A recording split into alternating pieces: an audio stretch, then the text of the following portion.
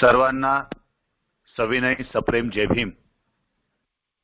बुद्धविहार समन्वय समितीच्या वतीने गेल्या 70 दिवसांपासून जी व्याख्यानमाला सुरू करण्यात आलेली आहे, या व्याख्यानमालेचं आजचं 70वे व्याख्यानरूपी पुष्प गुंफण्यासाठी नागपूर येथील आदरणीय प्राध्यापिका डॉक्टर सरोजताई आगलावे या स्त्रीमुक्ती चळवळ आणि बुद्ध धम्म या विषयावर मार्गदर्शन करण्यासाठी आपल्यासोबत उपस्थित झालेले आहेत। बुद्धविहार समन्वय समितीच्या विनंतीस मान देऊन आदरणीय सरोजताई या व्याख्यानासाठी उपस्थित झाल्या, त्यांचं अगदी मनापासून स्वागत करतो, त्यांना सविनय सप्रेम जय भीम करतो आणि या उपस्थित राहिल्याबद्दलचा आनंदही व्यक्त करतो। बुद्धविहार समन्वय समितीचे सन्माननीय मुख्य संयोजक आदरणीय अशोक भाऊ सरस्वती हे देखील या ठिकाणी उपस्थित झालेले आहेत। हे व्याख्यान ग्रहण करण्यासाठी जे काही 40 ते कुटुंब आतापर्यंत जॉईन झालेले आहेत, त्या सर्वांचं देखील मनापासून स्वागत करतो। आपणा सर्वांस माझे सविनय जय भीम सादर करतो। या महत्त्वपूर्ण विषयावर मार्गदर्शन करण्यासाठी आलेल्या आजच्या वक्त्या आदरणीय सरोजताई यांचं औपचारिक स्वागत आदरणीय अशोक भाऊ करतील। त्यानंतर आपण श्रीशरण पंचशील घेऊ आणि त्यानंतर मग आपलं व्याख्यान सुरू होईल। आदरणीय अशोक भाऊ यांना आपणा सर्वांच्या वतीने विनंती करतो की त्यांनी कृपया आजच्या वक्त्या आदरणीय सरोजताई आगलावे यांचं स्वागत करावं। आदरणीय अशोक भाऊ। महाकारुणिक तथागत सम्यक संबुद्ध बोधिसत्व परमपूज्य डॉक्टर बाबासाहेब आंबेडकर, महात्मा ज्योतिबा फुले, सद्गुरू कबीर महाराज, सद्गुरू गाडगे बाबा यांच्या पावन स्मृतींना मी विनम्र अभिवादन करतो। पृथ्वीच्या पाठीवर बुद्ध उपदेशाचा दान करत जे बुद्ध पुत्र जे बौद्ध भिक्खू भ्रमण करत असतील, सर्वप्रथम त्या बौद्ध भिक्खूंना आपल्या सर्वांच्या वतीनं मी क्षमा याचना करतो। म्हणते आमच्याकडून बुद्ध धम्म संघ या 3 रत्नांप्रती काही दोष घडला असेल तर आपण आम्हाला क्षमा करावी। मी आमच्या सर्वांच्या वतीनं दोन्ही हात जोडून भूमीवरती मस्तक टेकून मी आपणास पंचांग प्रणाम करतो। आजच्या या 70व्या व्याख्यानाची तयारी 70 दिवस ज्यांनी अविरत ही तयारी केली ते या व्याख्यानमालेचे मुख्य समन्वयक आदरणीय प्राध्यापक उमेशजी पाठारे। आज आपण ज्यांना ऐकणार आहोत, ज्या नुसत्या भाषण करत नाही तर चळवळी पण करतात, रस्त्यावर पण उतरतात आणि त्या एकट्याच नाहीत, ते संपूर्ण कुटुंब जे चळवळीलाच वाहिलेलं आहे, त्या डॉक्टर सरोजताई आगलावे यांचं मी आपल्या सर्वांच्या वतीनं मनापासून त्यांचं स्वागत करतो। पूजनीय बनते, विनयबुद्धी प्रिय यांची प्रकृती चांगली राहावी, ते लवकर दुरुस्त व्हावेत यासाठी मंगल कामना करू। पूज्य बनते कौंडण्यजी, पूज्य बनते धम्मसारथीजी यांच्या चांगल्या आरोग्याची आणि दीर्घायुष्याची कामना करूया आणि आपल्या परंपरेप्रमाणे कुठल्याही कार्यक्रमाची सुरुवात त्रिरत्नांना शरण जाऊन आणि प्रतिज्ञा सदाचाराची प्रतिज्ञाबद्धता व्यक्त करून आपण करत असतो। तेव्हा सगळ्यांनी त्रिशरण पंचशील साठी जिथे असाल तिथून आपण हात जोडावे।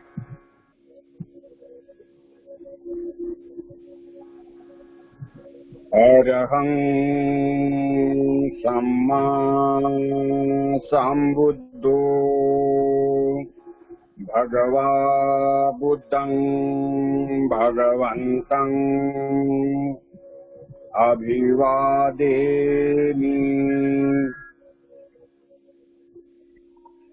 स्वाक्षातो भगवता धम्मो धम्मं नमस्सामि।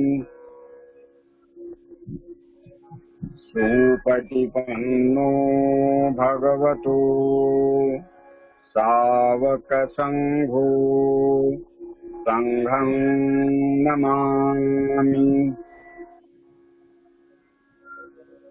नमो तस्स भगवतो अरहतो सम्मा संबुद्धस्स। नमो तस्स भगवतो अरहतो सम्मा संबुद्धस्स।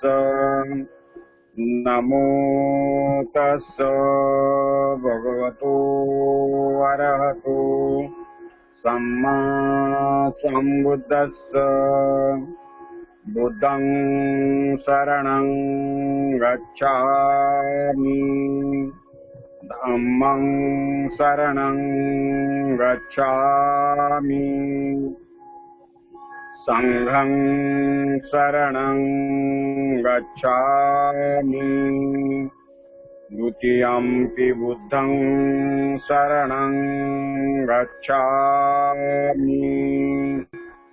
द्वितीयंपि धम्मं शरणं गच्छामि। द्वितीयंपि संघं शरणं गच्छामि। तृतीयंपि बुद्धं शरणं गच्छामि।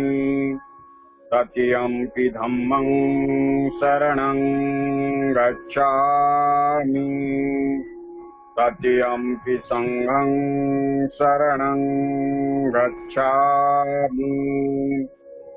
पाणातिपाता वेरमणि शिक्षापदं समादियामि। अदिन्नादाना वेरमणि शिक्षापदं समादियामि। कामेषु मिच्छाचारा वेरमणि शिक्षापदं समादियामि। मुसावादा वेरमणि शिक्षापदं समादियामि। सूरामेरय मज्जपमादठाना वेरमणि शिक्षापदं समादियामि। साधु साधु साधु।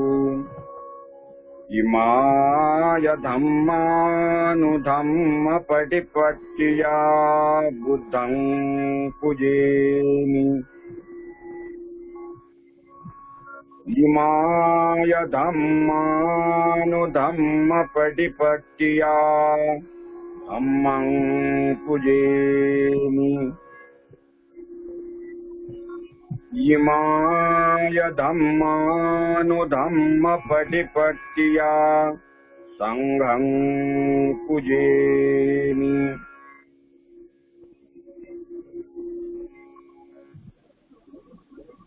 सर्वांना मैत्रीपूर्ण जय भीम। मित्रांनो, आपण 70 दिवसामध्ये वेगवेगळे विषय आपण घेतलेले आहेत. त्या विषयाचा संदर्भ जसा धम्म प्रचाराशी आहे होता तसा संदर्भ बाबासाहेब आंबेडकरांच्या चळवळीशी पण होता. एकंदरीतच आपण जो धम्म ग्रहण केला तो केवळ निर्वाण प्राप्तीसाठी नाही. निर्वाण प्राप्ती हा उच्च उद्दिष्ट तर आहेच, पण त्याचबरोबर समाजाच्या पुनर्रचनेसाठी देखील आपण धम्म दीक्षा घेतली असं आपल्या मार्गदात्या बाबासाहेब आंबेडकरांनी सगळ्यांना ठासून सांगितलेलं आहे की मला या समाजाची पुनर्रचना करायची आहे. आणि ही समाज पुनर्रचना करण्यासाठी या देशातला अर्धा जनसमुदाय म्हणजे स्त्रियांचा वर्ग हा शूद्र वर्णामध्ये ढकलला गेला होता. त्याच्यावरती आतोनात बंधनं लादली होती. बाबासाहेब आंबेडकरांनी क्रांती आणि प्रतिक्रांती या ग्रंथामध्ये त्याचं जे वर्णन केलेलं आहे तर त्याच्यावरती नजर जर टाकली तर बुद्ध धम्म आणि स्त्री मुक्ती चळवळ याचे देखील संदर्भ जुळतात. आणि म्हणून आपण एक चांगल्या अभ्यासिका, चांगल्या अभ्यासक, चांगल्या चळवळीतल्या कार्यकर्त्या म्हणून Sarojtai Aglave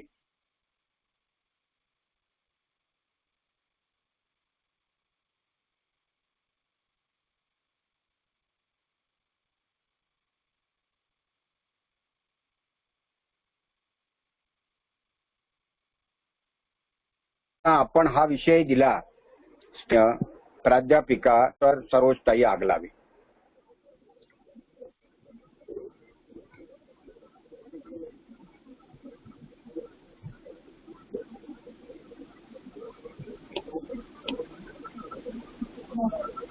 hello hello hello hello आवाज येतोय? हा ताई, आवाज येतो आहे. फक्त हा, थोडा आवाज येतो आहे, बोला.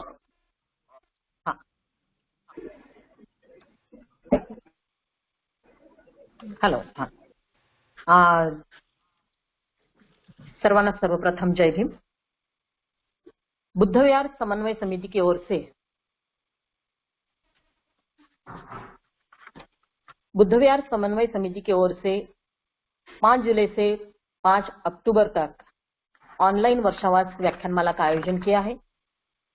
इस व्याख्यानमाला के संयोजक माननीय अशोक भाऊ सरस्वती बोधी जी, व्याख्यानमाला समन्वयक आयुष्मान प्राध्यापक उमेश पठारे सर जी, और इस आज के कार्यक्रम से जुड़े हुए सभी भाइयों और बहनों को मैं नमो बुद्धाय कहूंगी और सप्रेम जय भीम कहूंगी. धन्यवाद देती हूं आयोजकों को, जिन्होंने इस कोरोना काल में भी घर बैठकर उपासकों को धम्म प्रवचन का आयोजन किया है और उन्हें धम्म देशना से लाभान्वित किया है. जैसे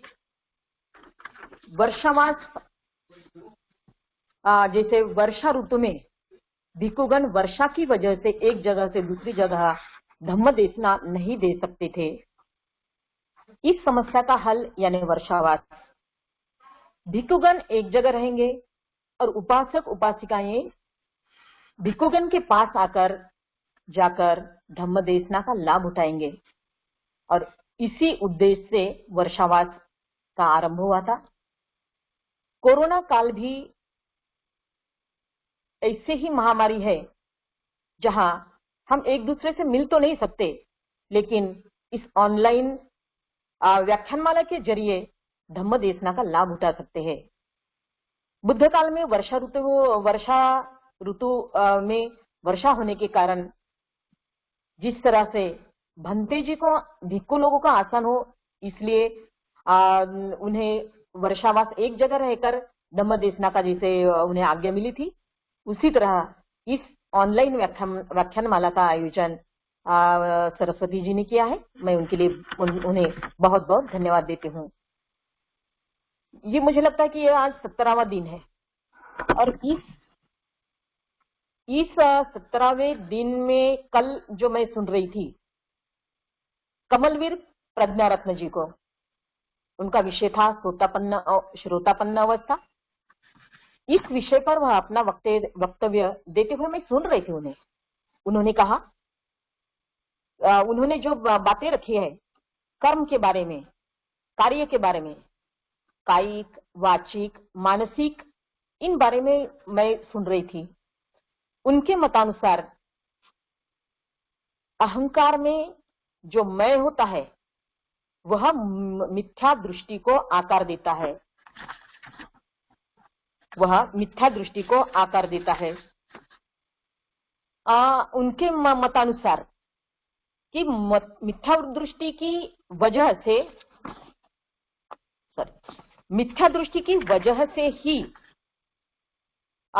व्यक्ति गलत बातों का भी समर्थन करता है। यह बात भी सही है। तथागत ने भी मन को ही केंद्र बिंदु माना था। उन्होंने कहा था, मनोपुबंगमा धम्मा मनोसेठा मनोमया। इसका जिक्र कल के कमलवीर जी ने किया था। मैं सिर्फ यह बताना चाहूंगी कि कुशल कर्म करने वालों के पीछे सुख परछाइयों की तरह चलते जाता है। लेकिन अगर कोई समझो दुष्कर्म करता है तो उसके पीछे जैसे गाड़ी का पहिया चलता है, उसी तरह उसका दुष्कर्म भी उसके साथ चलते जाता है और इससे वह छुटकारा नहीं पा सकता। तो क्या करना चाहिए फिर? अच्छे कर्म करने के लिए हमें क्या करना चाहिए? हमसे दुष्कर्म ना हो इसलिए हमें क्या करना चाहिए? सब पापस्स अकरणं कुशलस्स उपसंपदा सचित्त परियोदपनं एतं बुद्धान शासनं। सभी पापों का नाश, कुशल कर्म प्राप्त करना, चित्त की शुद्धि करना, यही तो बुद्ध की वाणी है। मन ही सभी कर्मों का जवाबदेही है, तो उस मन का डेवलपमेंट किस तरह से हो ताकि व्यक्ति एक आदर्श व्यक्ति बन सके और ऐसा आदर्श व्यक्तियों का एक आदर्श समाज बन सके जो कि बुद्ध के दिए हुए धर्माचरण से बन सकता है। मेरा विषय आज स्त्री मुक्ति और बुद्ध धम्म यह है। मैं थोड़ा आज के मेरे इस टॉपिक में थोड़ा मैं सोशियो साइको इस अप्रोच से मैं अपना विषय रखना चाहूंगी, क्योंकि अगर बुद्ध मन को ही केंद्र बिंदु मानते हैं तो मन का विचार करते हुए उन्होंने अवरोधों के बारे में या उनका दर्शन जो है, उन्होंने जो हमें दर्शन दिया है उसमें एक सोशियो साइको यह कंसेप्ट मैं रखना चाहूंगी। व्यक्ति का कर्म कैसे होता है, कैसे करेगा वो कर्म? तो विवेक के सहारे करेगा। व्यक्ति का विवेक अगर अच्छा हो तो वह अच्छे बुरे कर्म करने की सीख देता है। या समाज का दर्शन, ये एक सवाल है मेरा कि अगर व्यक्ति का विवेक अच्छे बुरे कर्म की सीख देता है या समाज का धर्म का दर्शन व्यक्ति को अच्छे बुरे कर्म करने के लिए मजबूर करता है। मुझे लगता है कि बुद्ध धम्म व्यक्तियों के विवेक को ही जवाबदेह ठहराता है, लेकिन दूसरे धर्मों में ऐसा प्रावधान नहीं है। मैं कहूंगी या मेरे मतानुसार व्यक्ति अपने विवेक के साथ विचार कर सकता है और वर्तन भी कर सकता है, लेकिन अन्य धर्म व्यक्ति को कैसे कर्म करने के लिए बाध्य करता है, जैसे उन्होंने धर्म ने बताए हैं, समाज ने बताए हो। धर्म और समाज के दबाव में व्यक्ति का व्यक्तित्व विकसित होते जाता है। जिस तरह से नैसर्गिक तौर पर सहज रूप से व्यक्ति के विवेक का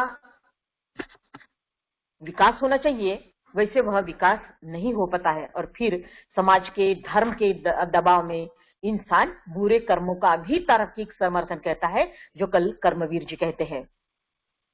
जैसे पाप करो और गंगा में डुबकी लगाओ, सब पाप धुल जाएंगे। यह प्रावधान हिंदू धर्म में है। व्रत रखो, ग्रहों की शांति करो, सब मन के मुताबिक हो जाएगा।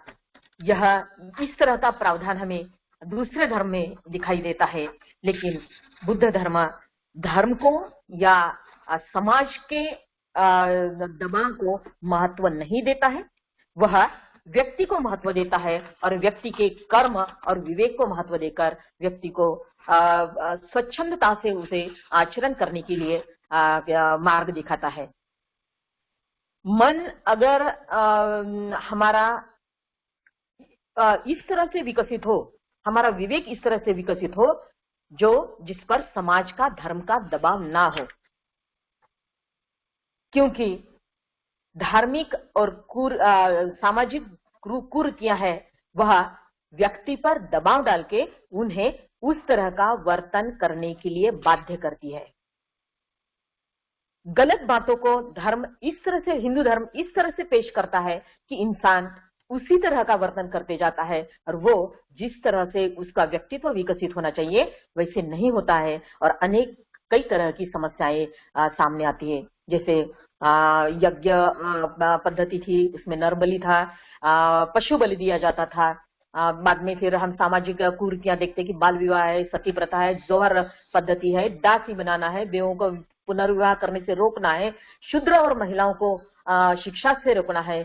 इस तरह की कई कुप्रथाएं समाज और धर्म के नाम पर लाद दी जाती है इंसान पर मढ़ दी जाती है। उसे विवेक से विचार करने की, व्यवहार करने की खुली छूट हिंदू धर्म में नहीं है और महिलाओं को तो किसी प्रकार का, सरस्वती माँ ने जिस तरह से कहा है कि यानी 50% समाज का हिस्सा होने के बावजूद भी महिलाओं को अपने विवेक के साथ, अपने विचार के साथ व्यवहार करने की छूट नहीं थी। तो उसे उसी तरह से व्यवहार करना है जो धर्म बताएगा, जो समाज बताएगा, उसी तरह से उसे बर्ताव करना है। धर्म क्या कहता है? अत्ता ही अत्तनो नाथो, खुद के मालिक खुद ही हो, अत्त दीप भव, स्वयं प्रकाशित हो।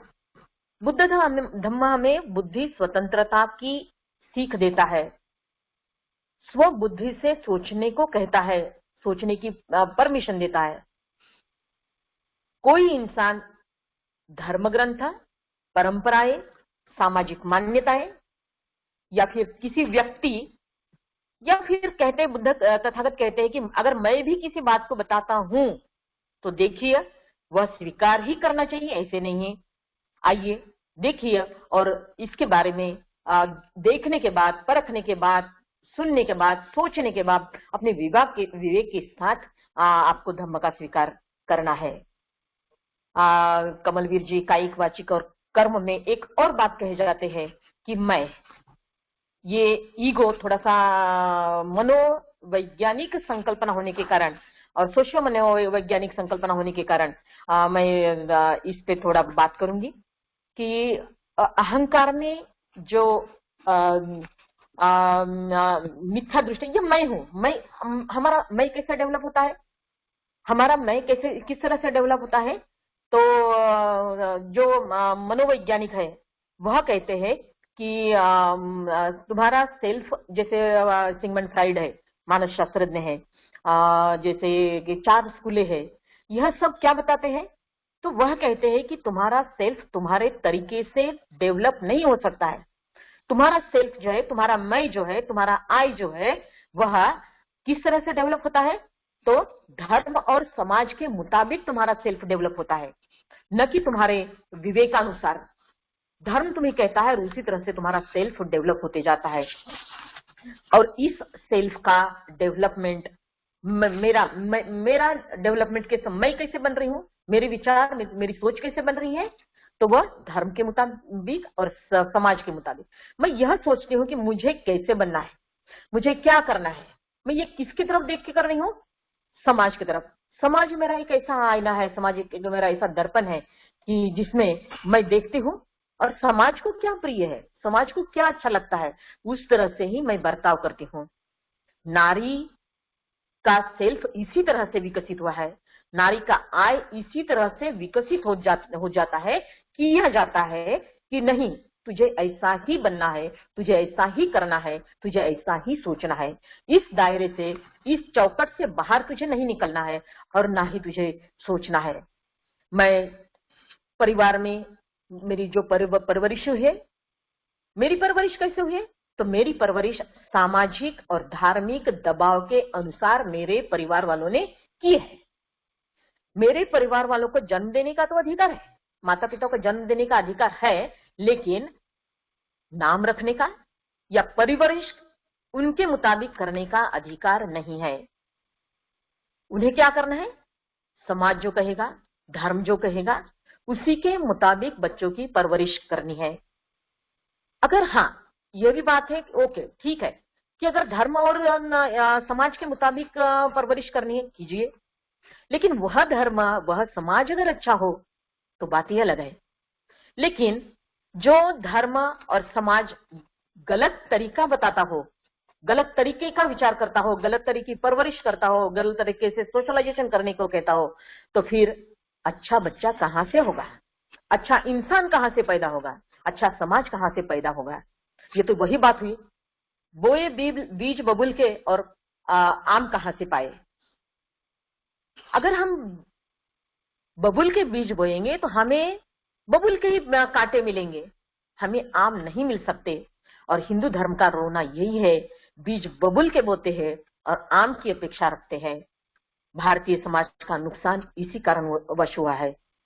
इस सोशियो साइकोलॉजी थियरी में बुद्ध सर्वश्रेष्ठ कहलाते हैं, क्योंकि वह धर्म या समाज के दबाव को नकारते हैं।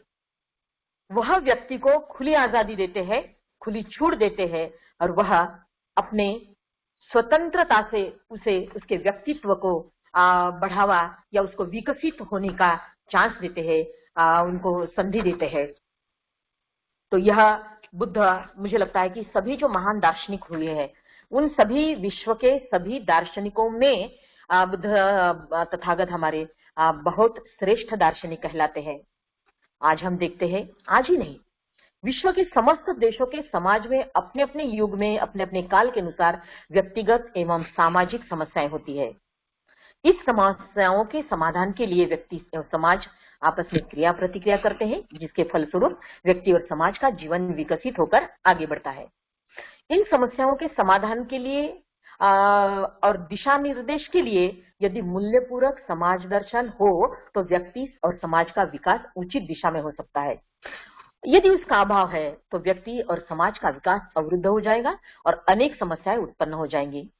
श्रमण संस्कृति के काल में बौद्ध समाज दर्शन के मूल्य प्रज्ञाशील, मैत्री और करुणा इस पर आधारित थे, और उसके फलस्वरूप क्या हुआ? मनुष्य समानता, स्वतंत्रता, बंधुता और न्याय की स्वच्छंद वायु में सांस लेने लगा। मनुष्य और समाज अपने सर्वांगीण विकास को साकार करने लगा।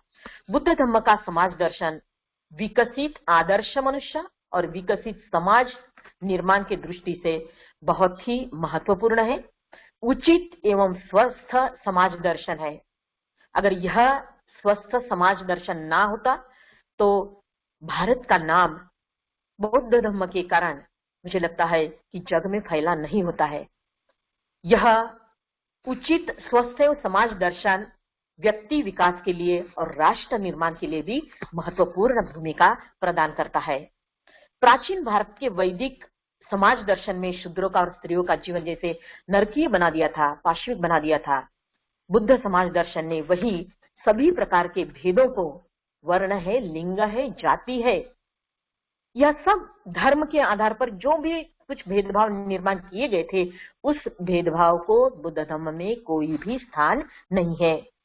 यह समाज दर्शन मानवतावादी कर्म के आधार पर तय होता है। बुद्ध यह सर्वश्रेष्ठ मनोवैज्ञानिक इसीलिए कहलाते हैं क्योंकि उनका दर्शन ही इसी प्रकार से है कि वह इंसान को इंसानियत की सीख देता है। कुछ मनोवैज्ञानिक मैंने जैसे कहा है कि ईसा मसीह होगा, मोहम्मद है, पैगंबर सुकरात है, अरिस्टो है, प्लेटो है, ऐसे है। लेकिन इन सब में मैं कहती हूँ कि बुद्ध यह सबसे श्रेष्ठ मनोवैज्ञानिक है और उन्होंने जो मैं बाद में जिनके बारे में बताऊंगी कि महिलाओं की मनोस्थिति को, मनोदशा को अच्छी तरह से समझा और वह उन्हें उसकी मनोदशा देखकर उन्होंने जिस तरह से मार्गदर्शन किया है सही वक्त पर, तो मुझे लगता है कि वह बहुत ही सही उनका मार्गदर्शन है, बहुत ही सही उनका दर्शन है। मैंने पहले भी बताया था कि बुद्ध श्रेष्ठ क्यों है, बुद्ध धम्म श्रेष्ठ क्यों है, क्योंकि उनके आधार प्रज्ञाशील, मैत्री, करुणा है। इन चारों मूल्य पर बुद्ध धम्म, इन चार मूल्य सर्वोच्च मूल्य कहलाए जाते हैं। प्रज्ञा, सम्यक दृष्टि और सम्यक संकल्प, साइंटिफिक अप्रोच एक वैज्ञानिक मिजाज प्रदान करता है।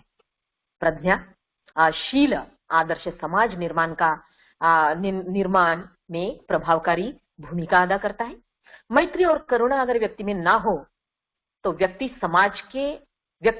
व समाज के भावनात्मक पक्ष पर यह आधारित होता है और वह इंसान को मैत्री और करुणा से ज्यादा इमोशनल उसको बनाता है ताकि वह बहुजन हिताय, बहुजन सुखाय, बहुजन संघाय, सुखाय, लोकानुकंपाय यह सीख देता है। यह जिस तरह से आदि कल्याण, मंजो कल्याण, परिसोयान कल्याण, यह एक बुद्ध का समाज का दर्शन है।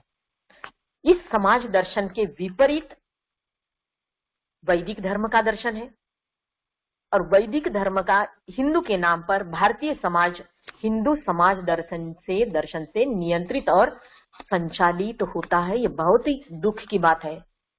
जिस देश में तथागत हुए है, विश्व का कल्याणकारी धर्म उन्होंने दिया है, उसी देश में आज भारतीय समाज हिंदू समाज दर्शन से नियंत्रित और संचालित हो रहा है। अप्राकृतिक और अनैसर्गिक भेदभाव निर्माण किए जाते हैं जो बुद्ध धम्म में इसको कोई भी स्थान नहीं है। स्त्री पुरुष एक समान है। जिस वैदिक धर्म ने स्त्रियों को गुलाम बनाया था, अनाप शनाप लिखा था, उसके बारे में कई बंदिशें लगाई थी, उसे हीनतम जीवन जीने के लिए बाध्य किया था, उसे बुद्ध ने सम्मान दिया, अधिकार दिए, आजादी दी, स्वाभिमान जगाया। और इस बुद्ध के दर्शन के बारे में, महिलाओं के विचारों के बारे में एक विदुषी है जो फॉरेन की है, इंग्लैंड की है, आईवी होर्नर नाम की एक महिला है। उन्होंने एक किताब लिखी है विमेन अंडर प्रिमिटिव बुद्धिज्म। उसमें यह लिखती है कि बुद्ध के काल में, यानी विमेन अंडर प्रिमिटिव बुद्धिज्म में वह लिखते हैं कि during the Buddhism there was a change. वहां एक ऐसी चेंज हुआ है कि during the Buddhism women came to enjoy more equality and greater respect and authority than ever hitherto according them। जो स्थान, जो सम्मान उसे पहले नहीं मिला था, वह बुद्ध काल में उसे मिला है। यह एक विदुषी इंग्लैंड की एक लेडी कहती है, आईवी होर्नर नाम की। इस तरह से बुद्ध धम्म पूरे विश्व में लोकप्रिय हुआ था क्योंकि बुद्ध धम्म की सीख ही यह है, इस तरह की है कि वह किसी प्रकार का भेदभाव नहीं करता है, लिंग के आधार पर तो नहीं करता है। मेरे विषय के अनुसार मैं महिलाओं के स्थिति के बारे में बात करना चाहूंगी कि महिलाओं की स्थिति जिस तरह से बुद्ध काल में एक प्रकार का उसे सम्मान मिला था, उसकी शुरुआत ही कहाँ से होती है? तो महाप्रजापति गौतमी की प्रवज्जा से होती है। महाप्रजापति बुद्ध के तथागत के दर्शन को थोड़ा सा जानने का प्रयास करती है और उससे लगता है कि क्यों ना महिलाएं भी धम्म का भाग बन जाए, उसे भी प्रवज्जा लेने का अधिकार क्यों ना हो। वह यह सोचती है और यह विचार करती है कि हम भी यानी धम्म ग्रहण कर सके, हम भी पवज्जा ले सके। तो वह बुद्ध के पास जाती है और कहती है कि हमें पवज्जा दीजिए, हमें प्रवज्जा दीजिए, हमें संघ में शामिल कीजिए। तथागत पहले तो नहीं कहते हैं, क्योंकि एक नैसर्गिक या क्या कहते हैं कि व्यावहारिक तौर पे यह बात बुद्ध को सही नहीं लगती।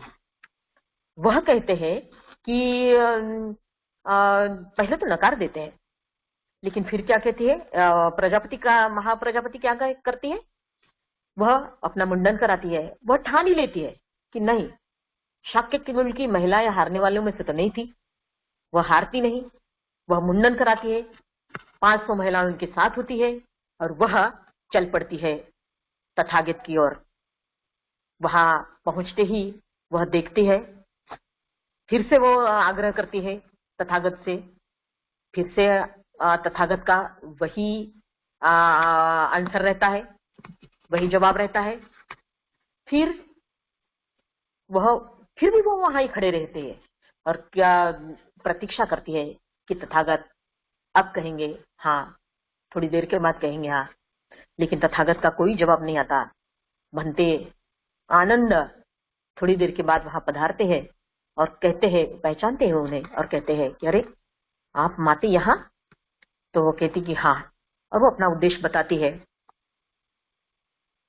तो आनंद फिर तथागत से मिलते हैं, बताते हैं, बोलते हैं कि क्यों तथागत, क्यों महिलाएं धम्म ग्रहण नहीं कर सकती, क्यों पहुंचा नहीं ले सकती? क्या उनमें वह क्षमताएं नहीं होती है कि वह धम्म ग्रहण कर सके? तथागत कहते हैं कि आनंद, आप मुझे गलत मत समझना, गलत फहमी मेरे बारे में मत पालना कि मैं स्त्री और पुरुषों में भेद करता हूँ। मैं इसे नहीं कर रहा हूँ। मैं नैसर्गिक तौर पे, व्यावहारिक तौर पे विचार करके यह बात मैंने कही है, तो मैं इसीलिए ना कह रहा हूँ। फिर आनंद कहते हैं, आनंद के आग्रह से तथागत आनंद कहता है कि कुछ नियम बना देते हैं ना उनके लिए, और फिर वो नियमों का वो पालन करेगी और पवज्जा ले सकती है, भिक्खुनी बन सकती है। आनंद की यह बात तथागत मानते हैं और फिर महाप्रजापति की प्रवज्जा हो जाती है। 50 भिक्खुनी उनके संग जो आई हुई होती है उनकी भी प्रवज्जा हो जाती है और भिक्खुनी संघ स्थापन करने का निर्णय तथागत लेते हैं और उन्हें अपने संघ में स्थापन करने के लिए वह परमिशन देते हैं, आज्ञा देते हैं। बाद में हम देखते हैं कि उनकी तादाद बढ़ जाती है।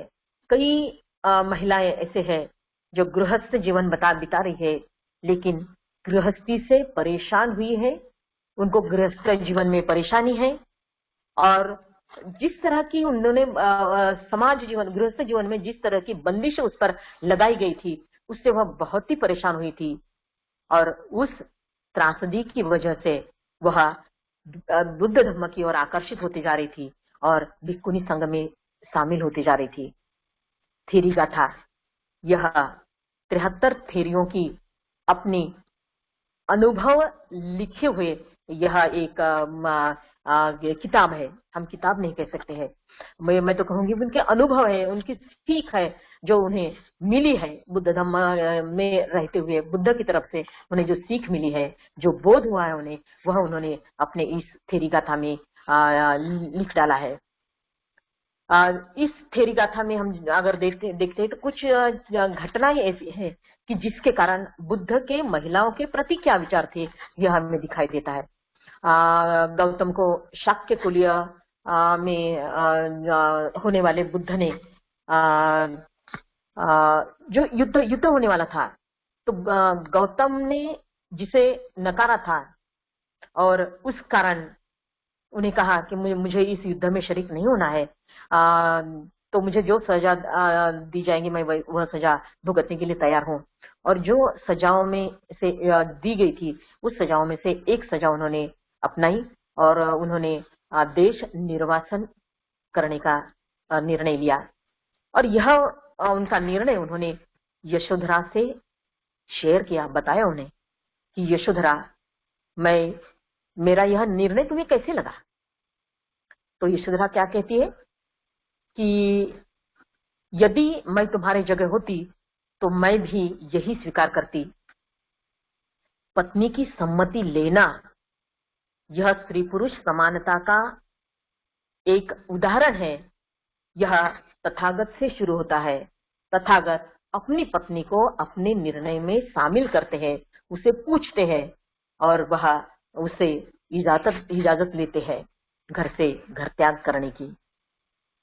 दूसरी बात हम यह कह सकते कि राजगृह निवास के समय मगधराज अजातशत्रु वज्जियों पर आक्रमण करना चाहता है। एक मंत्री को तथागत के पास भेजता है कि क्या किया जाए, युद्ध करना है तो क्या किया जाए। तो तथागत क्या कहते हैं, वज्जीगण को हराना इतना आसान नहीं है। क्यों नहीं है? क्योंकि कुछ उनकी विशेषता है वज्जीगण की, जिसकी वजह से वह उनको नहीं हरा सकते। और जो विशेषताएं तथागत ने गिनाई है उसमें से एक विशेषता यह बताई उन्होंने कि नारी का सम्मान जहां होता है, लेकिन यह यत्र नार्यस्तु पूजते रमन्ते तत्र देवता, इससे कुछ भी मेल नहीं खाता। यह भी ध्यान में रखिए। एक तरफ वैदिक धर्म में, हिंदू धर्म में उसको देवता तो कहते हैं, लेकिन दूसरी तरफ उसको दासी पांव की जूती भी समझते हैं। यह दर्शन बुद्ध का नहीं था। बुद्ध के दर्शन में यह कहा गया था, उनका ये उनका एक मार्गदर्शन था वज्जी गण के बारे में, कि वज्जी गण में नारी का सम्मान होता है, किसी नारी से जबरदस्ती नहीं होती है, उसे जबरदस्ती अपनाया नहीं जाता है, तब तक वह हार नहीं सकते हैं। वज्जीगण की विशेषताओं में यह एक विशेषता है, उन्होंने नारी के सम्मान के बारे में बताई थी। तो यह नारी का सम्मान उस काल में, बुद्ध के काल में भी यानी होने लगा था, यह हमें दिखाई देता है। विशाखा के बारे में उसका हम देखते हैं। विशाखा को बहुत दानी थी, बहुत पुण्यवान थी, पारमिता थी उसमें। मिगार माता, ससुर मिगार माता बाद में वह कहलाई। तो यह अपने ससुर को खाना देते वक्त खिला रही है, पंखे से हिला रही है, खाना खिला रही है, और उतने में एक भिक्खु दरवाजे पर भिक्षाटन करते हुए भिक्खु दरवाजे पर आए हुए हैं। लेकिन विशाखा क्या कहती है उसने उनसे, क्या कहना चाहिए, उसने करना चाहिए, उन्होंने उसको देना चाहिए, दान देना चाहिए, भोजन दान देना चाहिए, लेकिन वह देती नहीं है और कहती है कि माफ कीजिए, मेरे ससुर जी बासी भोजन खा रहे हैं, तो मैं यह बासी भोजन आपको नहीं दे सकती। ससुर जी को गुस्सा आ गया कि मेरी बहू मेरे बारे में ऐसा कह रही कि मैं बासी भोजन खा रहा हूँ। इसने खाना बनाया है, परोसा है गरम गरम, और यह कह रही कि मैं बासी भोजन खा रहा हूँ। ये इसकी हिम्मत कैसी हुई है कि मुझे कहती है कि मैं बासी भोजन खा, दूसरे दो लोगों को, बाहर के लोगों को बता रही है। तो वह फिर उनको गुस्सा आता है, वो उनको मायके भेजने की बात कहते हैं। मायके भेजने के बाद विशाखा चुप न रहकर, मायके न जाकर न्याय की मांग करती है और पंचायत बैठ जाती है फिर। और पंचायत में उसको पूछा जाता है कि तुमने ऐसे क्यों कहा कि तुम्हारे ससुर बासी भोजन कर रहे हैं। तो उसके ऊपर विशाखा ने जो उत्तर दिया है, या वह उत्तर बहुत ही सुनने लायक, आज के नारी के लिए भी सुनने लायक है। जो खुद को बुद्धिस्ट कहलाते हैं, वह नारी या को भी यह सुनने लायक है। उन्होंने कहा, मेरे ससुर अपनी कमाई नहीं खा रहे हैं, बल्कि यह तो अपने पिता की कमाई है। इसी प्रकार यह तो बासी भोजन हुआ है। और जो मिगार है वह दूसरे धर्म से ताल्लुक रखते थे और दूसरे धर्म के अनुसार वह आचरण करते थे। तो वह उन्हें बताने के लिए कि कुछ तो नया परिवर्तन हो, कुछ तो विचार नए हो, दर्शन नया हो, जिसके मुताबिक इंसान खुद की तरक्की कर सके। यह उद्देश्य उसका था कि वह अपने ससुर से कह रही थी, यानी मेरे ससुर जी बासी भोजन खा रहे हैं। तो यह बात पंचायत ने उसकी सुनी, उनको पंचायत को सत्यता पट गई और उन्होंने विशाखा की तरफ से उन्होंने न्याय दे दिया। अभी यह बात यहाँ ये बात नहीं कि विशाखा यानी दानी हो गई, उसके ससुर ने उन्होंने अपनाया, उसे बहुत स्थान दिया वगैरह वगैरह। यह बात मैं यह कहना चाहती कि नारी को अपना मत रखने की, न्याय मांगने का अधिकार उस समय था। किस कारण? तो बुद्ध के दर्शन के कारण वह खुले होकर अपने न्याय की मांग कर सकती थी। एक बार राजगृह में एक युवक, तथागत ये सफल पूजा क्या होती है इसके बारे में एक युवक को, राजगृह के एक युवक को वह उपदेश देते हैं। वह युवक गीले कपड़े का, गीले केस, ऐसे बाल खुले रख के वह चारों ओर दिशाओं को वो ये कर रहा था, प्रणाम कर रहा था, नमन कर रहा था। तो लेकिन वह जिस दिशा की ओर मुड़ता और उस दिशा को देखकर जो नाम लेता कि मैं इनको नमन करता हूँ, मैं इनको नमन करता हूँ, इनके प्रति मैं श्रद्धा भाव व्यक्त, आदर भाव व्यक्त करता हूँ, यह वो कहे जा रहा था। तथागत वहां से गुजर रहे थे और तथागत ने यह बात सुनी उसकी और उन्होंने उसे दुरुस्त किया। तथागत के पूछने पर तथागत ने उसे बताया कि पूरब दिशा में माता पिता होते हैं, पश्चिम दिशा में पत्नी और संतान होते हैं, और बाकी दिशा के बारे में भी उन्होंने बताया कि कौन सी दिशा किस योग्य है, क्या किसको आदर देने योग्य है। तो बात तो यह है कि पूरब दिशा में माता है, यानी माता पिता उन्होंने कहा है कि सिर्फ पिता नहीं कहा उन्होंने माता कहा है, यानी माता को एक सम्मान उन्होंने पिता के साथ भी दिया है। पश्चिम दिशा में पत्नी को जिस समाज व्यवस्था ने उसको स्थान ही नहीं दिया था, आदर की बात ही नहीं की थी उसके बारे में, उस वक्त तथागत कहते हैं कि पश्चिम दिशा में पत्नी और संतान है, तो उन्होंने आदर भाव से उन्हें प्रणाम कीजिए। तो इस तरह से जो सभी दिशाएं तो पवित्र होती है, लेकिन पूर्व और पश्चिम में स्त्री को रख के उन्होंने स्त्री को एक जो सम्मान दिया है, वह एक देखने लायक या विचार करने लायक, सोचने लायक बात कही जा सकती है। आनंद की प्रार्थना पर हमने देखा है कि महाप्रजापति गौतमी एक भिक्खुनी संघ स्थापन हुआ था। कई भिक्खुनी उस संघ में थी। खेमा यह एक महान विदुषी थी। वह भिक्खुनी बनने के बाद उसने धम्म के बारे में बहुत सारा ज्ञान, धम्म का ज्ञान उसने प्राप्त किया हुआ था। वह हर तरह के सवाल का, समस्या का जवाब वह फटाक से देती थी। धर्म की चर्चा हो या वाद विवाद हो, उसमें वह बहुत ही पारंगत थी। एक दिन प्रसेनजीत राजा उससे चर्चा करता है और कुछ शंका समाधान के लिए वह कुछ पंडितों को आमंत्रित करता है, और कोई जब बताता है कि भिक्खुनी खेमा है, उनसे भी बात कर लीजिए, तो वह भिक्खुनी खेमा के पास जाते हैं और उनसे सवाल करते हैं, और जो सवाल करते हैं, जो प्रश्न करते हैं, वह सभी प्रश्नों का उत्तर भिक्खुनी खेमा बहुत ही सही तरीके से, सही ढंग से वह देती है। प्रसेनजीत को आश्चर्य होता है कि बाप रे, एक महिला इस प्रकार का ज्ञान प्राप्त करती है, ज्ञान रखती है। तो वह भगवान तथागत के पास जाते हैं और उनसे भी वही सवाल वह करते हैं कि और फिर उन्हें जब यह ज्ञात होता है कि तथागत ने भी उन सवालों का, उन प्रश्नों का वही जवाब दिया है जो खेमा ने दिया है, तो उन्हें आश्चर्य होता है और वह कहते हैं कि धन्य है भगवान, आपका भिक्खु संघ धन्य है। इन्होंने फिर वो भिक्खुनी के बारे में बताते हैं, तो उस पर तथागत कहते हैं कि जो शील संपन्न है वही प्रज्ञावान हो सकता है, वही यथावत देख सकता है, सम्यक बोल सकता है और आचरण कर सकता है। यानी यहाँ वह बताते हैं कि खेमा शील संपन्न होने के कारण प्रज्ञावान हो चुकी है। प्रज्ञा, धम्म के प्रति उसे जो लगाव है वह उसके शील संपन्न होने के कारण है।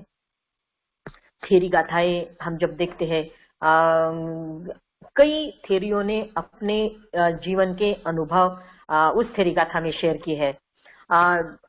सभी, अब यह सभी मुझे लगता है कि थेरी गाथाओं की कहानी सभी को मालूम है, लेकिन उसमें से जो सीख बुद्ध ने दिया है, जिन थेरियों की उन्होंने मनोदशा, मनो क्या क्या कहते हैं कि इसके मन की बात उन्होंने जानने का प्रयास किया है, और सही वक्त सही तरीके से उन्होंने जो मार्गदर्शन किया है, बहुत ही सही तरीका एक बुद्ध दर्शन का हमें दिखाई पड़ता है। चांडाल कन्या, प्रकृति, यह नाम आपने सुना है, उसकी स्टोरी भी आपने पढ़ी है। तो यह प्रकृति नामक जो चांडाल कन्या है, एक बार जब जेतवन के महाविहार में तथागत रुके हुए थे और श्रावस्ती में आनंद भिक्खु जब गए, तो उन्हें उसे देखकर प्रकृति उसके पीछे लग गई और वह उनका पीछा करने लगी। आनंद ने यह देखा कि कोई तो उसके पीछे आ रहा था, देख पलट के देखा तो उन्होंने एक लड़की उनका पीछा करते हुए उन्हें दिखाई दी, और वह कहने लगी कि मुझे आपसे ब्याह करना है। और फिर उसकी माँ भी उसके पीछे आ गई, लड़की के पीछे, प्रकृति के पीछे, और वह भी करके देखिए, आप अगर इसे ब्याह नहीं करोगे तो यह यानी आत्महत्या कर देगी, स्वहत्या कर देगी, तो आप इससे शादी कर लीजिए। लेकिन आनंद समझाते हैं कि देखिए, मैं इसे नहीं कर सकता हूँ, मैं तो भिक्खु हूँ, और भिक्खुओं को यह आजादी नहीं है। तो फिर भी वह यानी आनंद के पीछे पीछे चली जाती है। और जब आनंद वहां पहुंच के यह किस्सा सुनाते हैं, और तो प्रकृति के बारे में बताते हैं और बोलते हैं कि वह आई हुई है, वो पीछे पीछे आई हुई है। तो तथागत उससे सवाल करते हैं कि आनंद के नश्वर शरीर में तुमने ऐसा क्या देखा है? तो वह कहती है कि मुझे उसके कान बहुत पसंद आए, उसके नाक बहुत पसंद आई, मुझे उसकी आवाज बहुत पसंद आई, उसकी चाल बहुत पसंद आई, उसकी आंखें बहुत पसंद आई। यह जवाब प्रकृति देती है। तो तथागत उसे समझाते हैं, प्रकृति, आंखें तो आंसुओं का घर है, नाक सींट से भरी हुई है, मुख थूक से भरा हुआ है, कान में मल ही मल है। आनंद का शरीर पूर्ण मलमूत्र का खजाना है, और उससे तुम शादी करना चाहती हो? आनंद से विवाह करके तुझे क्या मिलेगा?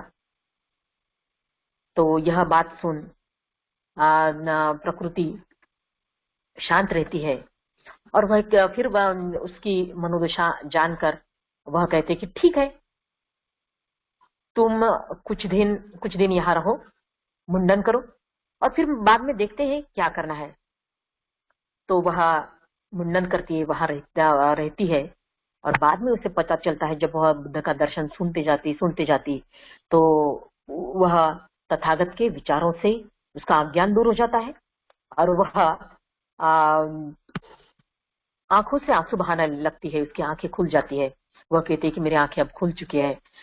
तो तथागत कहते हैं, प्रकृति, यद्यपि तुम चांडाल कन्या हो, तुम श्रेष्ठ पुरुष और स्त्रियों में आदर्श कहलाओगी, क्योंकि तुम्हारी सोच, तुम्हारे विचार इस तरह के हैं कि तुम यानी सभी ब्राह्मणों में और सभी राजघराने की स्त्रियों में तुम श्रेष्ठ कहलाओगी।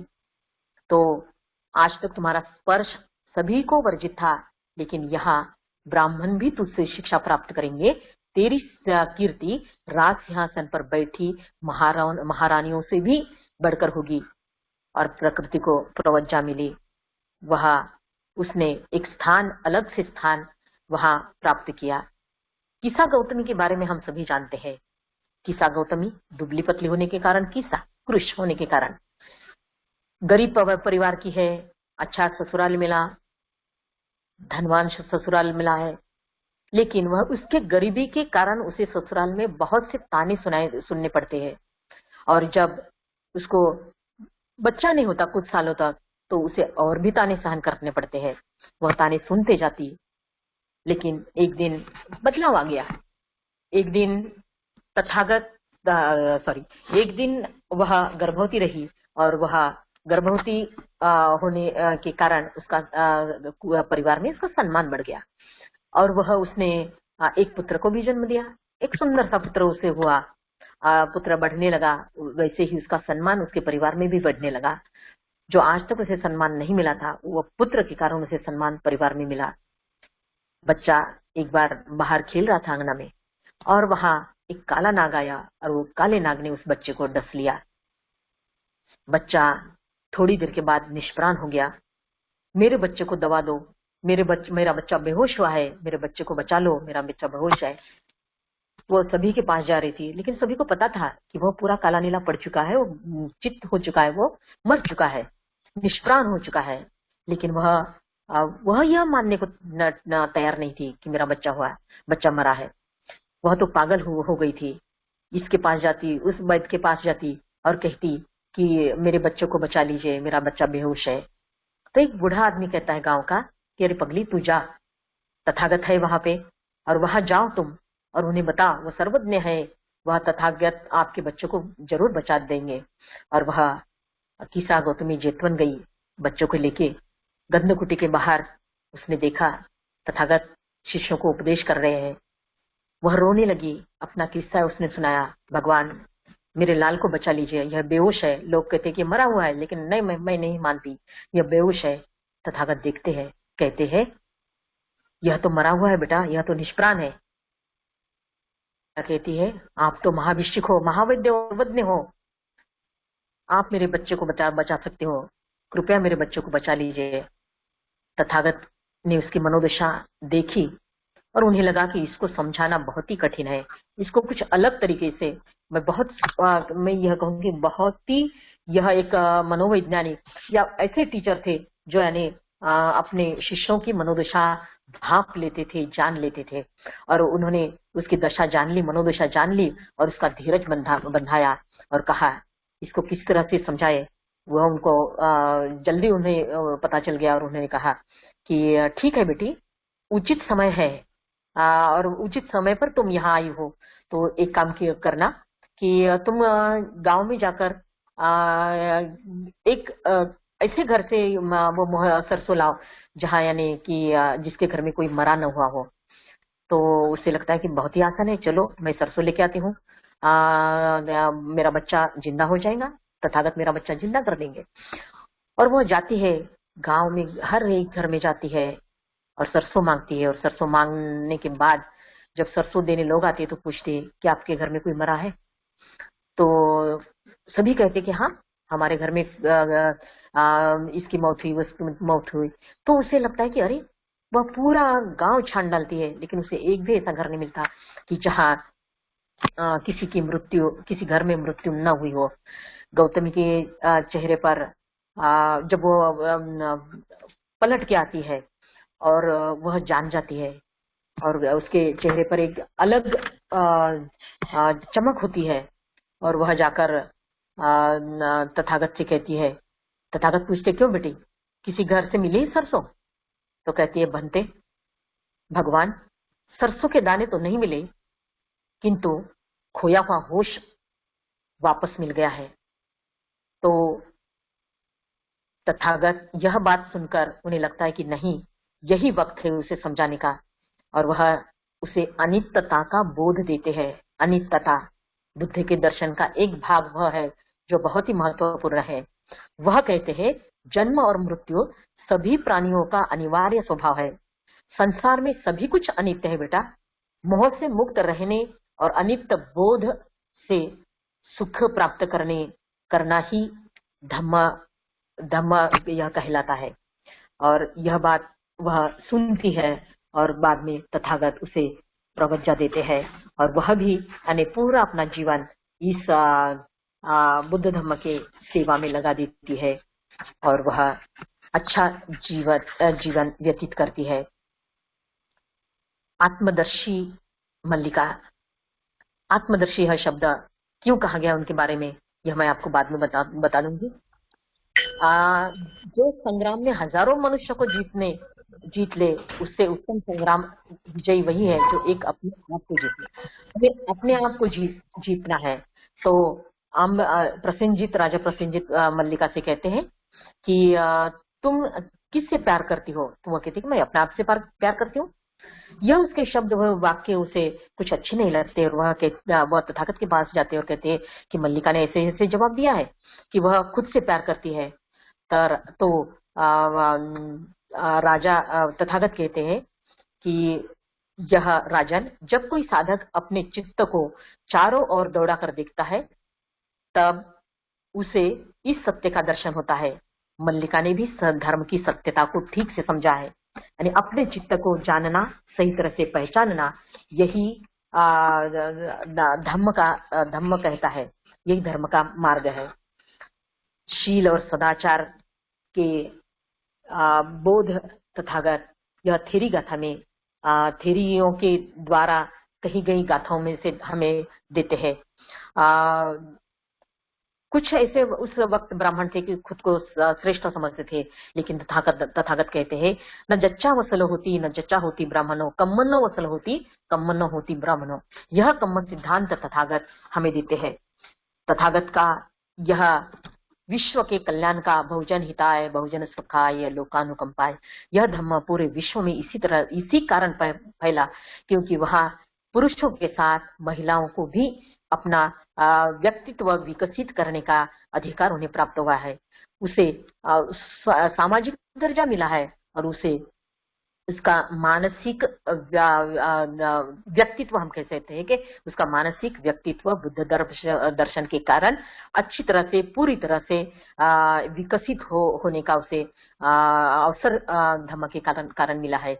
तो आज यह महिलाओं के बारे में बुद्ध तथागत के विचार, उनकी सीख, उनका बोध, उनका दर्शन, इन सभी के बारे में और वैदिक धर्म में महिलाओं की स्थिति कैसी थी, क्या थी, इसके बारे में मैंने अपने विचार कुछ थेरी कथाओं के उदाहरण लेके बुद्ध के विचार उनके बारे में क्या थे, किस तरह के थे, यह सब बातें मैंने संक्षिप्त में आपके सामने रखने का प्रयास किया है।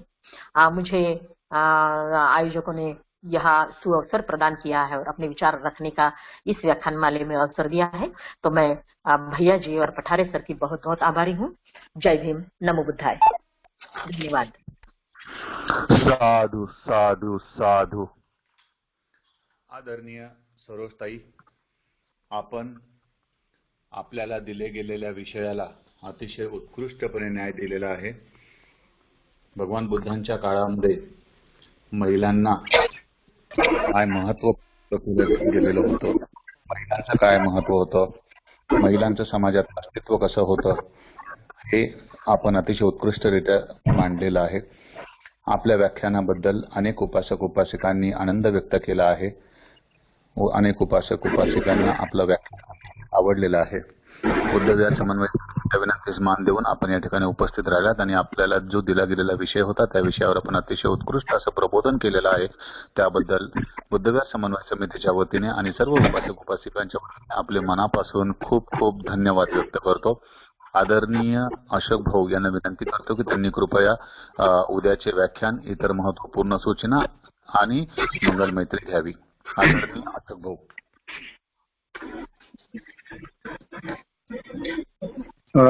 मित्रांनो, आज डॉक्टर सरोजताई आगलावे यांनी दिलेल्या विषयावरती अत्यंत अभ्यासपूर्ण असं विवेचन केलेलं आहे। त्याबद्दल मी आपल्या सर्वांच्या वतीनं त्यांचे धन्यवाद व्यक्त करतो।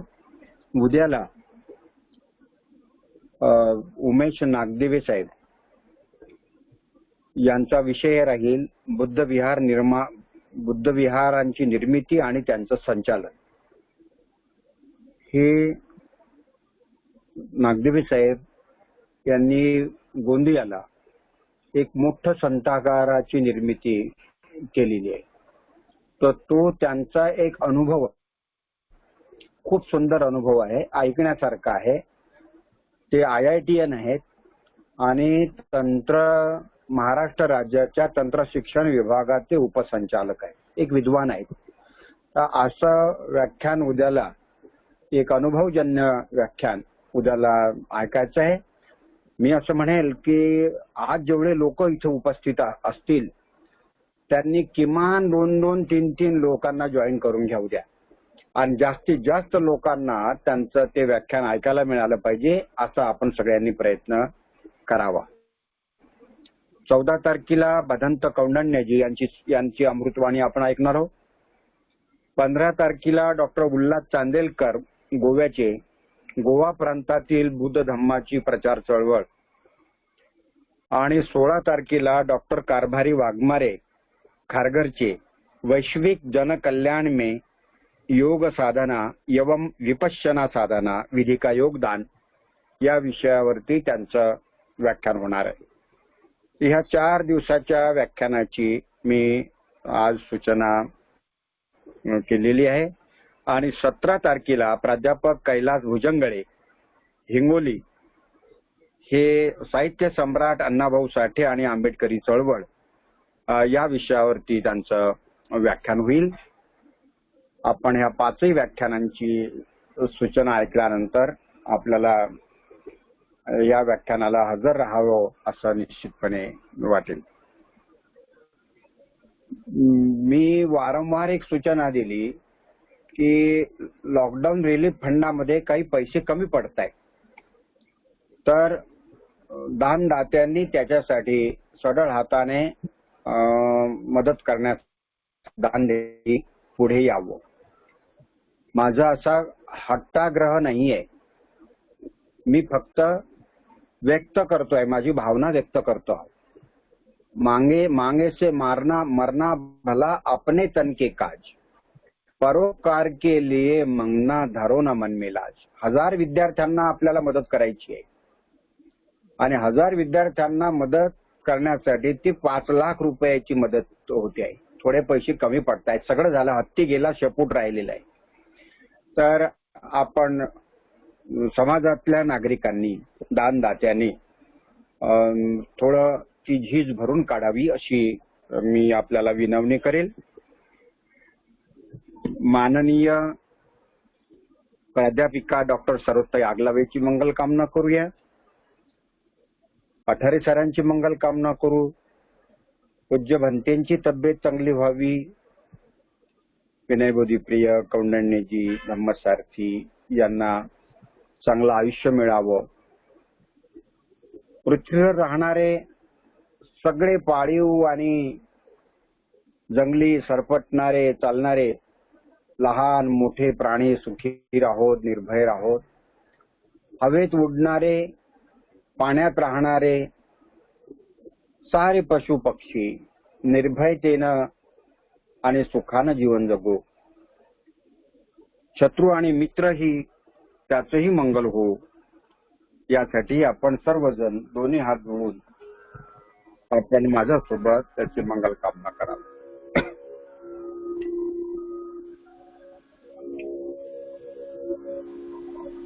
सबका मंगल हो, सबका मंगल हो, सबका मंगल हो, सबका मंगल हो. तेरा मंगल मेरा मंगल, तेरा मंगल मेरा मंगल, सबका मंगल हो, सबका मंगल हो. दृश्य और अदृश्य सभी जीवों का मंगल हो रे. जल के थल के और गगन के, जल के थल के और गगन के प्राणी सुखिया हो, सबका मंगल हो, सबका मंगल हो, सबका मंगल हो. 10 दिशाओं के सब प्राणी मंगल लाभी हो रे. निर्भय हो निर्भय बने सब, निर्भय हो निर्भय बने सब, सभी निरामय हो सबका मंगल हो। फिर से जागे धम्म जगत में, फिर से होवे जन कल्याण। जागे जागे धम्म जगत में, जागे जागे धम्म जगत में, होवे जन कल्याण, होवे जन कल्याण। राग द्वेष मोह दूर हो जावे, जागशील समाधि ज्ञान। जन जन के दुखड़े मिट जावे, जन जन के दुखड़े मिट जावे। फिर से जाग उठे मुस्कान, जाग उठे मुस्कान। जागे जागे धम्म की वाणी, मंगल मूल्य महाकल्याणी। जागे बुद्ध सदृश कोई ज्ञानी, जागे बुद्ध सदृश कोई ज्ञानी। होवे सुखी सब जग के प्राणी, सबका मंगल सबका मंगल हो, सबका मंगल हो। मेरा मंगल तेरा मंगल, मेरा मंगल तेरा मंगल, सबका मंगल हो, सबका मंगल हो, सबका मंगल हो, सबका मंगल हो। सब पाप सकरणं कुशलस्य उपसंपदा, सचित्त परियोदपनं एतं बुद्धान शासनं। साधु साधु साधु। इमाय धम्मानुधम्म पटिपत्तिया बुद्धं पूजेन। इमाय धम्मानुधम्म पटिपत्तिया धम्मं पूजेन। इमाय धम्मानुधम्म पटिपत्तिया संघं पूजेन। साधु साधु साधु। मैत्रीपूर्ण जय भीम। पठारे सर काही सूचना असतील तर देतील आणि आजचा कार्यक्रम संपल्याची उद्घोषणा करतील। धन्यवाद भाऊ। स्त्रीमुक्ती या विषयावर आदरणीय प्राध्यापिका सरोज आगलवेताई यांनी खरोखर अतिशय प्रभावी व उत्कृष्ट असं मार्गदर्शन केलं। त्यांच्याबद्दल मी आदरभाव व्यक्त करतो। जे उपासक उपासिका यांनी हे व्याख्यान ग्रहण केलं त्यांच्याबद्दलचा आदरभाव आनंद व्यक्त करतो। आदरणीय अशोक भाऊ यांनी ज्या पद्धतीने आपल्याला त्रिशरण पंचशील मंगल मैत्री दिली त्याबद्दल त्यांचे देखील अगदी मनापासून आभार व्यक्त करतो.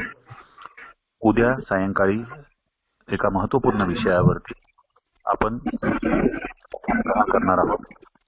आपल्या नियमित वेळेला 7:30 वाजता कृपया सर्वांनी अवश्य उपस्थित राहावं असं विनंती व आवाहन या ठिकाणी करतो. आजचं व्याख्यान संपलं असं जाहीर करतो. उद्या 7:30 वाजता सर्वजण अवश्य भेटूया. सर्वांना सविनय सप्रेम जय भीम. सर्वांचे मनापासून खूप खूप धन्यवाद. Good night.